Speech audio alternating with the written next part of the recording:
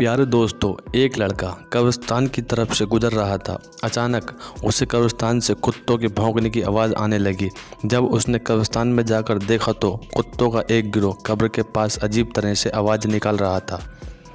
जब उस कब्र को खोला गया तो अंदर क्या निकला आगे हम वीडियो में बताएंगे।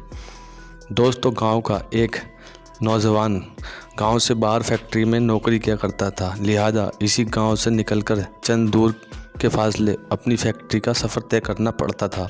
नौजवान किसी गाड़ी या सवारी का सहारा नहीं लेता था, बल्कि रोज़ाना पैदल ही अपने काम पर जाया करता था। और इसका ये कहना था कि रोज़ाना पैदल जाने से मेरी वर्जिश भी हो जाती है और मैं अपने आप को फिट महसूस करता हूँ, क्योंकि इसका गुजर गांव के खेतों और हरियाली में होता था।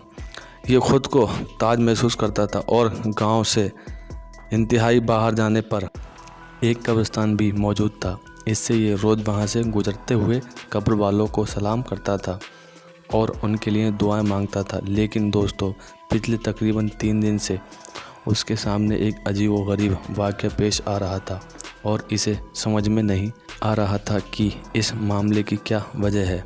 वो ये सोच रहा था कि मुझे यहाँ से गुजरते हुए तकरीबन 6 साल हो गए हैं, लेकिन आज तक तो ऐसा कभी नहीं हुआ। असल में दोस्तों, पिछले 3 दिन से उसके साथ कुछ तो हो रहा था।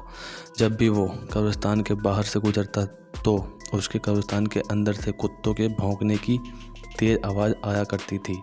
वो बड़ा परेशान था कि आखिर कब्रिस्तान में कुत्ते कहाँ से आ गए और इतनी ज़ोर ज़ोर से आवाज़ें क्यों निकल रहे हैं, क्योंकि कब्रिस्तान को तो वैसे भी खामोशी का शहर कहा जाता है।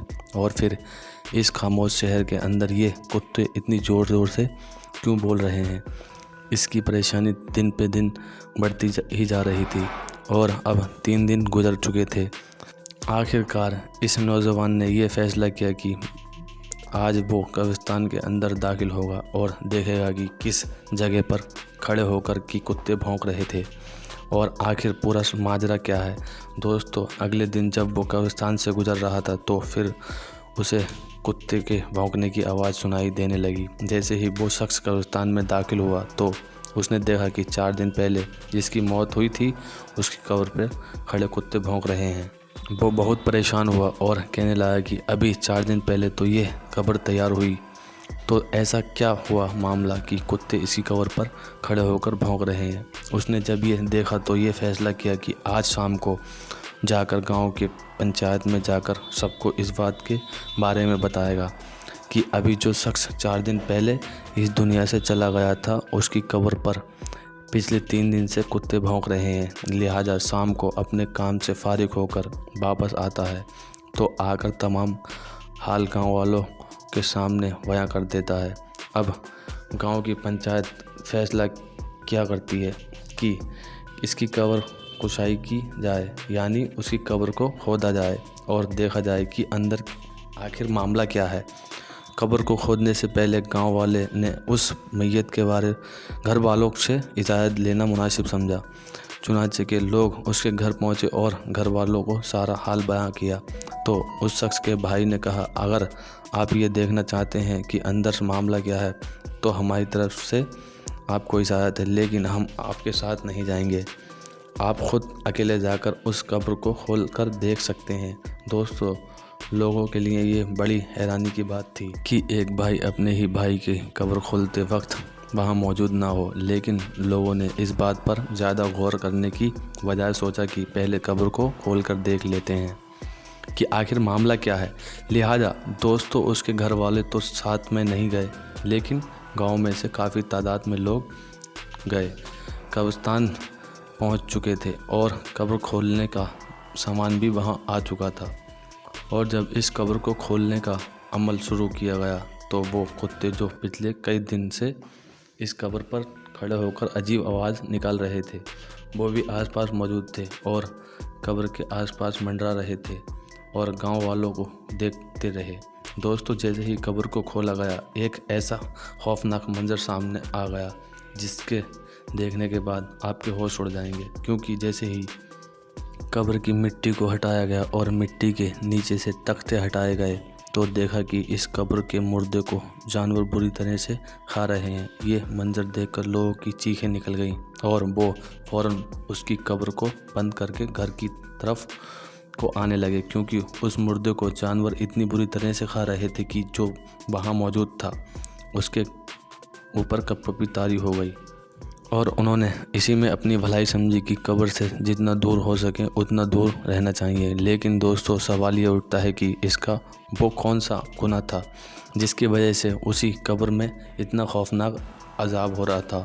दोस्तों, ये बात जानने के लिए अब दोबारा गांव वाले इकट्ठा हुए और उस शख्स के घर दोबारा पहुंचे और पूछा कि तुम्हारे भाई ने आखिर ऐसा क्या किया है जिसकी वजह से उस पर इतना सख्त अजाब नाजिल हो रहा है।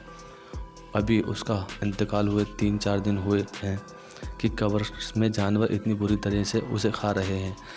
उस मैयत का भाई कहने लगा कि मैं जानता था कि जब आप कब्र को खोदेंगे तो आप लोग की आंखें के सामने ऐसा ही कोई मंजर आएगा, इसलिए मैंने आपके साथ जाने से इनकार कर दिया था, क्योंकि मैं इसकी वजह जानता हूँ। लोगों ने सवाल किया कि आखिर इसकी वजह क्या है। उस शख्स ने कहा कि मेरा भाई कोई शरीफ आदमी नहीं था, वो दरअसल शराबी आदमी था। वो सारा दिन शराब के नशे में पड़ा रहता था। ना उसे घर की परवाह थी और ना घर वालों की। उसकी ज़िंदगी का मकसद सिर्फ अय्याशी करना था और वो शख्स पीकर अपने रिश्तों के मायने भी भूल जाता था। यहाँ तक कि वो अपनी माँ को गालियाँ देता था और बाप के साथ भी लड़ाई झगड़े करता था। और जब उसे शराब पीने के लिए पैसे नहीं मिलते थे तो वो ऐसे बदतरीन गुनाह करता था जिसके बारे में मैं आपके सामने बयां भी नहीं कर सकता। ये वो तमाम गुनाह थे जिनकी वजह से उसे कब्र में इतना ख़तरनाक अजाब मिल रहा था। हम ये जानते थे कि उसका अंजाम इसी तरह से होगा। दोस्तों, उम्मीद करते हैं कि आज के इस वाक़ये के बाद आपको भी इस बात का अंदाज़ा हो गया होगा कि नशा शराब कितनी बड़ी नालत है और क्यों ना हो। दीन इस्लाम में मुसलमान के लिए इससे दूर रहने और पीने से मना फरमाया है। दोस्तों, इस्लाम में शराब पीना या पिलाना, बेचना या ख़रीदना या ये सब बिल्कुल हराम है। हर मुसलमान को चाहिए कि अल्लाह और उसके प्यारे रसूल सल्लल्लाहु अलैहि वसल्लम ने जिन जिन चीज़ों को हराम करार दे दिया है हम उससे अपने आप को बचाएं और अपनी नस्लों की भी हिफाजत करें। अल्लाह रब्बुल इज़्ज़त हमें आपको सबको इन बातों पर अमल करने की तौफीक अता फरमाए। आमीन या रब्बुल आलमीन।